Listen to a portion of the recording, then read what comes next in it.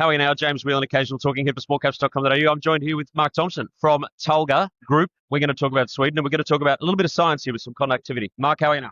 G'day, James. I'm well, thank you. Now, do you want to run us quickly through what you do, why you do it, and then maybe a little bit of science? Talga makes battery materials and battery making technology, specialising in graphite, which is the largest volume mineral in a battery. And we use this special deposit we found in Sweden, very high grade, around 24% reserve. Yep. And it does strange things like this. This is a piece of drill core, and we just tend to run a little electric current through it. And you can see, so that's unprocessed. That's just our raw material. And we use those special graphite flakes to make really high performance battery material.